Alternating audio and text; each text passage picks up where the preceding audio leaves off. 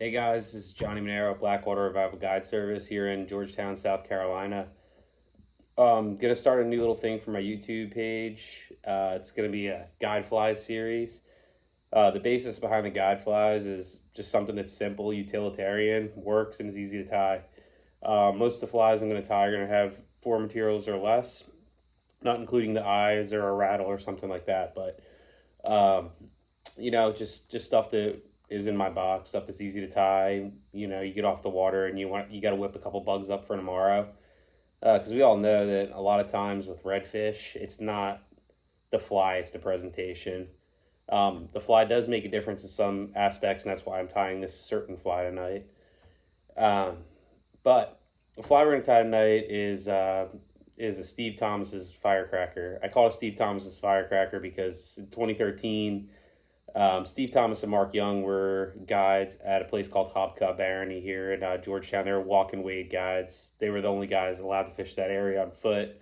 And I credit a lot of my fire to them to get started in this area. They were the two guys that helped me get on my first tailing redfish in the grass. They were the first two guys that called me to congratulate me after I got my captain's license. And they both have passed on now. So this is a little dedication to Steve and Mark on this fly.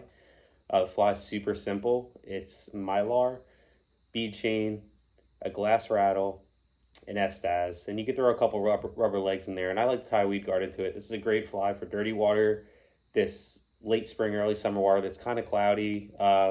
It gets the fish's attention. I think the ticking helps them locate it, and all the gold from the Mylar and the flash from the Estaz does well too. It's been in my box for 10 years.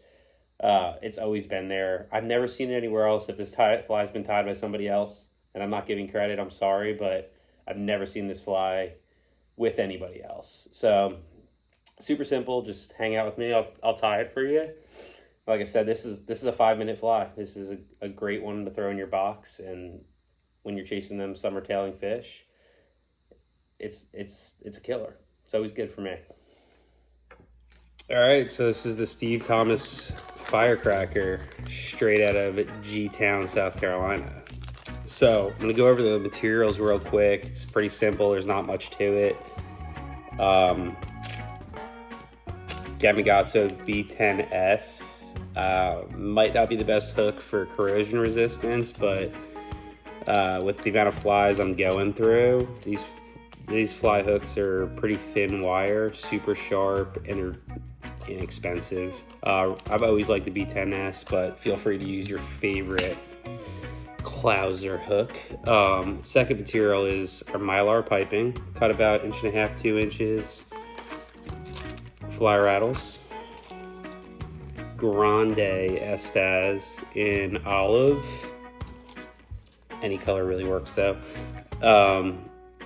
And rubber legs. Pretty simple. You could tie a weed guard into this, and I will later in the summer when I'm fishing in the grass. But in the creeks, I don't usually throw one in there. It's just one more thing that the leader could foul around or something goofy could happen. So I choose this time of year just to tie this without a weed guard. And if they're still good by the time the fish are tailing, I could tie a weed guard into it later. And I usually use trolling wire, a 30-pound trolling wire, uncoated. All right, so we're just gonna throw a little base down, just like normal. Take it back to the point of the hook, bring it back up to the front. And I like to seat these eyes kind of right behind, maybe 1/8 of an inch behind the eye of the hook. I usually like large bead chain, but I only have medium. This is not super important. I don't really like this fly to charge to the bottom in a low tide scenario. It's gonna sink, but it might not sink super fast. Maybe if I'm fishing in the grass with this, I'll throw a lead eye on this thing. But I've always fished it for the most part, with a bead chain. So once your eyes are secure, I always like to have the insurance policy and dab a little glue back there. All right, so the next thing we're gonna do is we're gonna get our Mylar piping. We're gonna pull the cord out of the Mylar. So we just got our tube. I like to get this tube and lay it on the fly and bump it over the eyes about 1/8 of an inch over the eyes. Just bear with me because you're gonna have to put this rattle in this Mylar. So give yourself some room to store that rattle. And you'll lay this Mylar over the back of the hook and just kind of hone down on it. Try to get a good cinch on it. This Mylar likes to spin, as you can see. I'll do that. I've even whip finished this back here before, but I think it's unnecessary. Really, the only thing you need to do is hit it with a super glue. I'll get my rubber leg and just split one rubber leg in half and drop this guy in here too. Just simple, easy. And we're not done with the back of the fly yet. You guys will see where we're going with this. So I'll dab some glue in there. Next thing I'll do is I'll get my fly rattle. And this is a 1 bead rattle. This is a 5mm large. Most important thing is to make sure it freaking fits in here and doesn't poke out the front too much. So I drop my rattle in the top front of this Mylar, and I'm going to bring the thread to the back of the hook. Now I'm going to try to punch it back a little bit and lay the thread kind of right over the top of this Mylar. It's not pretty right now. I'm not claiming it to be, but it's going to be cool. So this is what we got right now.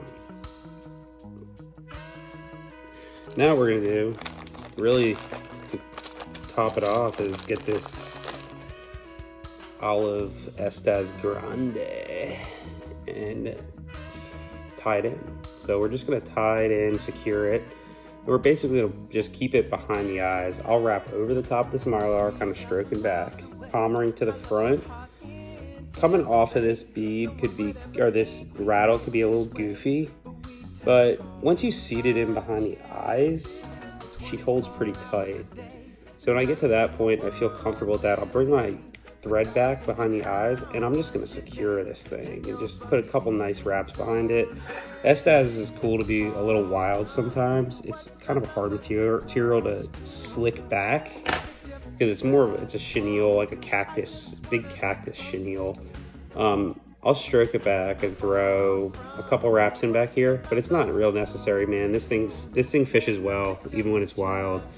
So now at where we're at, I'm just gonna take this to the front of the eyes, and for an insurance policy, so I don't cut the thread, I'm gonna whip finish this thing. Knock it off. And now I'm gonna finish the fly. This is kind of where it gets its charm. I'll drop a little bit of glue here, a little glue here. And I'm gonna get the point of my scissors and start fraying out the back of this fly. And this is where it gets its flashy, crazy tail. You roll it and twist it out. But that's basically it. I might get a lighter and touch up around the hook eye a little bit just to make it a little cleaner. But nice rattle, cool profile, super flashy, looks almost like nothing, but the redfish love it. Steve Thomas's Firecracker. Thanks.